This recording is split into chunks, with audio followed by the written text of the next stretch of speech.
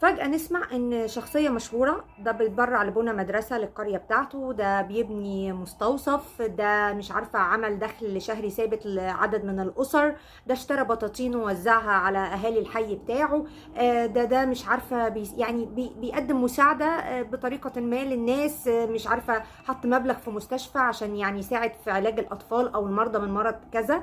وتلاقي الكاميرات نزلت وتصور وتجيب الناس قبل الحدث وبعد الحدث ويقولك شوف الفرق، شوف الناس كانت عامله ازاي وبقت ازاي. تقولوا ايه لفلان فيقول لك ربنا يعني يزيده ويكتر خيره ويطول في عمره، وانت يا فلان عملت كده انت عملت ثواب كبير. يقول لهم لا ابدا دول اولادي ودول اهل الحته بتاعتي والكلام زي كده. بس انا عايزه اقول لك ان اللي بيعمل خير مش محتاج الشو دوت، مش محتاج الكاميرات، مش محتاج ان الناس تتكلم عنه ولا الناس تدعي له ولا المواقع تتكلم عنه.